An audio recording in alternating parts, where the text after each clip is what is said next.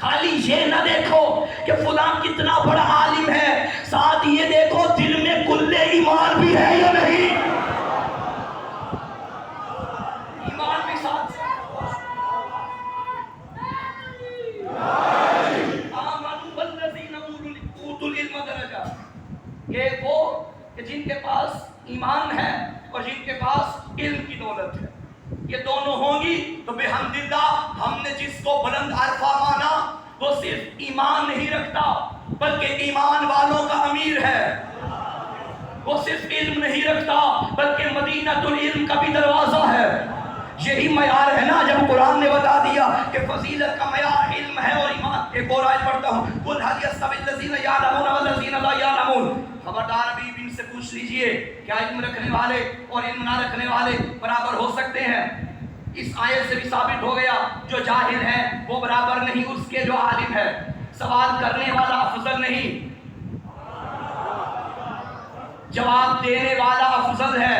جس کے پاس علم نہ ہو وہ، یہ قرآن کا فیصلہ ہے بھائی، کوئی روایت نہیں، کوئی حدیث نہیں کہ کوئی کہے کہ روایت من گھڑت ہے یا حدیث ضعیف ہے، قرآن کی آیت ہے، جو اس میں شک کرے گا وہ شکی بنے گا۔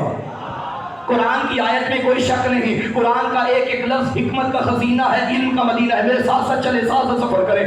قرآن نے کہا عالم اور جاہل برابر نہیں۔ اب یہ بحثیں ہی ختم ہو گئی کہ نبی کے بعد افضل کون ہے۔ چھوڑو بندوں کی لکھی ہوئی کتابیں، لاؤ اللہ کا کلام۔ اللہ نے بتا دیا کہ عالم جو ہے وہ افضل ہے، تو آؤ فیصلہ کرتے ہیں۔ تاریخ تم بھی لے کر آؤ، تاریخ ہم بھی لے کر آتے ہیں۔ اگر نبی کے بعد علی کے گھر کا کوئی بچہ بھی علم کا سوال لے کے کسی بڑے کے در پہ گیا ہو تو ہم انہیں افضل مان لیں گے، اور اگر بڑے بڑے علی کے بچوں کے در پہ آیا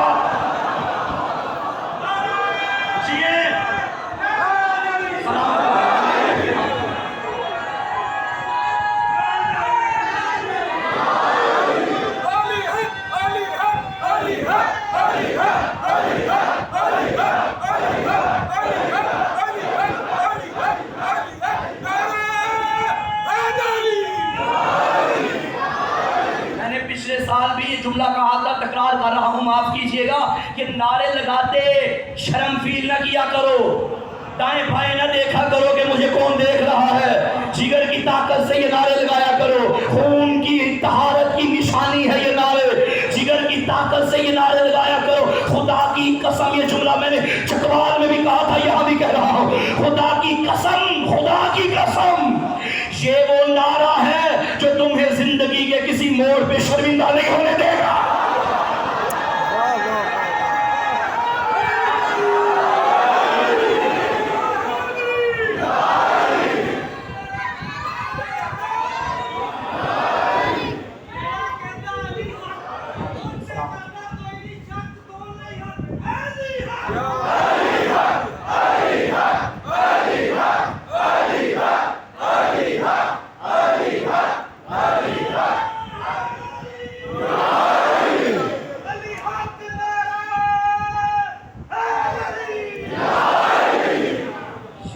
صراط خدا ہے، یہی خدا کا راستہ ہے، ان کی اتباع کرنی ہے جو خود صراط ہیں، جو خود اللہ کا راستہ ہیں، یہی اللہ کا راستہ ہے، ان کی اتباع واجب ہے، یہ افضل ہیں کیونکہ علم ان کے پاس ہے، ایمان کی دولت ان کے گھر سے تقسیم ہوتی ہے، رزق شعور علی کے گھر سے ملتا ہے، رزق معرفت علی کے گھر سے تقسیم ہوتا ہے۔ ارے علی ہی تو ہے، علی کے علاوہ کوئی دکھاؤ جس نے سلونی سلونی کہا ہو۔ کہا تھا مگر گلے پڑ گیا۔ علی نے فرمایا سلونی سلونی قبل ان تفقدونی، پوچھو پوچھو مجھ سے جو چاہو پوچھو، ان تفقدونی اس کا ترجمہ یوں کیا جاتا ہے کہ قبل اس کے کہ میں چلا جاؤں، تفقدونی تم مجھے فاقد پاؤ، تم چلے جاؤ، تفقدونی تم مجھے فاقد پاؤ، تمہاری آنکھیں بند ہو جائیں۔ مطلب وہ بھی کوئی دور ہے جس میں علی نہ ہو؟ میں نے کہا تھا یہ چہرے بدل بدل کے آتے رہتے ہیں، مل کے جواب دیجیے، حیدری، چہرے بدل بدل کے آتے رہتے ہیں، علی کے بعد اور علی آ جائے گا، پھر اس کے بعد اور علی آ جائے گا، ہر دور میں یہ کردار زندہ رہتے ہیں۔ سلونی سلونی قبران تفقدونی، پوچھو پوچھو قبر اس لیے کہ تم مجھے فاقد پاؤ، میں زمین سے زیادہ آسمان کے راستے بہتر جانتا ہوں۔ اچھا مجھے یہاں ایک بات یاد آ گئی، ایک نام گزرا ہے پنجاب میں، ذاکر اہل بیت سید ریاض حسین شاہ صاحب، ایک مرتبہ اتفاق ہو گیا کہ ہم ایک ہی محفل میں بیٹھے ہوئے تھے، نجی محفل۔ آپ جانتے ہیں وہ ذرا ان کی گفتگو جو تھی وہ ہر خاص عوام کے ذہن کی دہلیز پہ اترنے والی تھی، مثالیں دینا ان کا ایک انداز تھا۔ تو ہم جو مولا کے ذاکر ہیں، چاہے عالم ہوں یا سعودیوں والے ذاکر ہم سارے ذاکر ہیں ذکر کرنے والے۔ ہمارا چونکہ تعلق ایسے قبیلے سے ہے کہ دن رات سفر پہ رہتے ہیں، سڑکوں پہ رہتے ہیں، اور یہ شرف ہے ہمارے لیے۔ کبھی فلاں شہر کی فلاں گلی میں، کبھی فلاں شہر کی فلاں گلی میں، اور اس تجربے سے ہر راستہ معلوم ہو جائے۔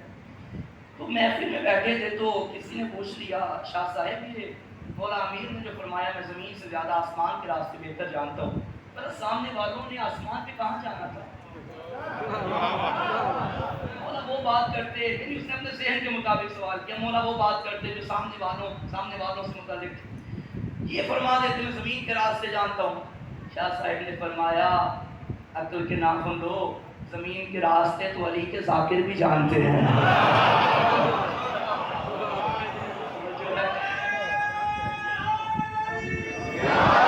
سلوات پڑھے محمد و آل محمد کی ذات۔ خدا تمام علماء و ذاکرین و خان ماتمیان عزاداران جو مومنین بھی اس ذکر کی خاطر گھر سے نکلے ہیں، مولا سب کے سفر بے خطر فرمائے۔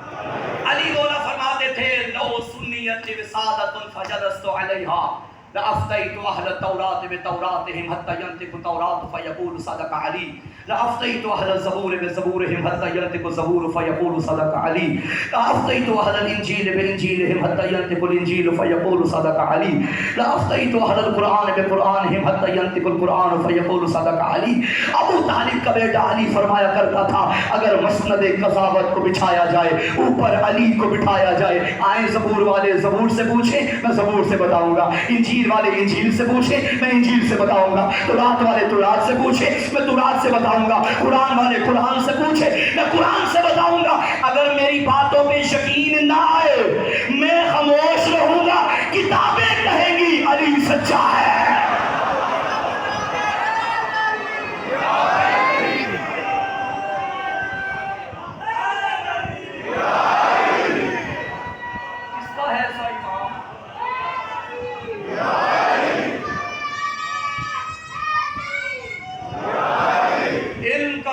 خدا کا راستہ۔ اچھا مولا نے جب یہ فرمایا نا سلونی سلونی، ایک بندہ آیا، یہ شاید میں نے اس مقام پہ یہ واقعہ پہلے پڑھا تھا لیکن وہ نہیں پڑھنا، اسی مقام پہ ایک دوسرا واقعہ بھی پیش آیا تھا، میں نے وہ پڑھنا۔ بندہ آیا، اس نے کہا مولا میرے چند سوال ہیں، دلوں کے راز جاننے والے علی نے فرمایا تجھے جس نے بھیجا ہے میں جانتا ہوں، جہاں سے آیا ہے میں جانتا ہوں، اور جو سوال تو میرے پاس لے کر آیا ہے یہ پہلے اس کے پاس آئے تھے، وہ جواب دے نہ سکا، تجھے اس نے مکار سمجھا، میرے در پہ بھیج دیا، اب یہاں سے جواب لے کے وہاں جائے گا، لیکن میں علی کہہ رہا ہوں آیا منافق بن کے ہے جائے گا مومن بن کے ہے۔ واہ یا علی، جائے گا مومن بن۔ پھر میرے مولا نے فرمایا تجھے میں سوالوں کے جواب نہیں دوں گا۔ اس نے کہا مولا کیوں، تو کون دے گا؟ فرمایا میرا بیٹا حسن، آپ موجود تھے، ماشاءاللہ،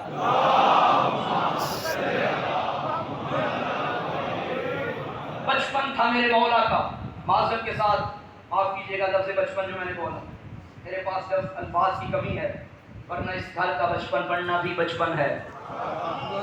یہ یہاں کیا بچپن جوانی، یہ ماں کی گود میں بھی ہوں تو امام ہوتے ہیں، یہ ماں کی گود میں بھی ہوں تو لوح محفوظ کا مطالعہ کرتے ہیں۔ کم سن مولا پاس موجود ہے، وہ سائل چلتا چلتا مولا کے سامنے آیا، مولا سوالوں کے جواب دیں گے؟ آقا نے فرمایا بابا کا حکم ہے تو دوں گا۔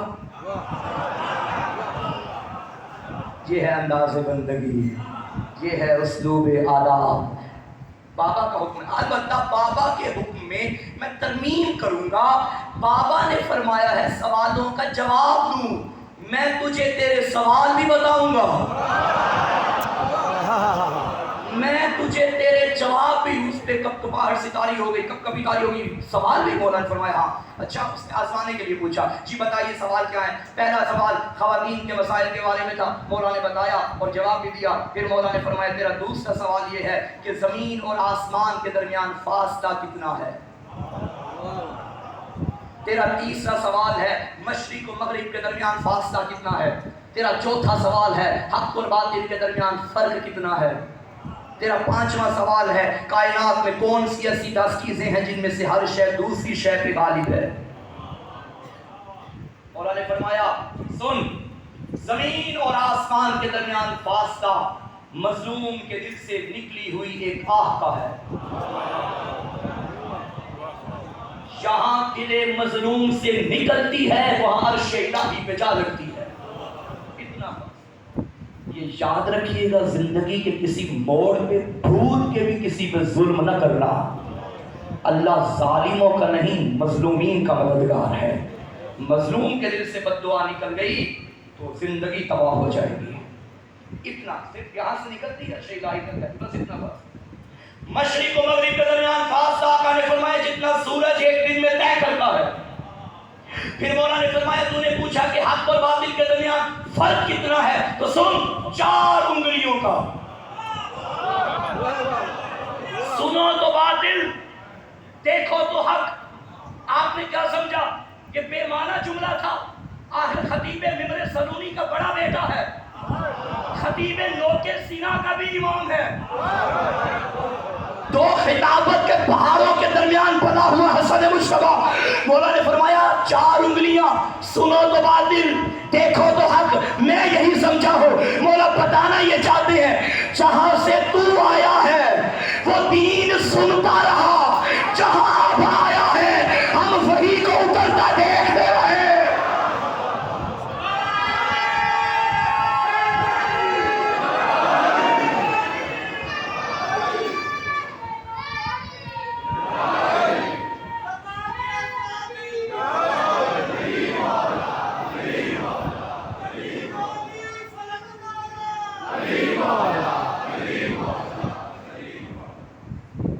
چار انگلیوں کا فرق۔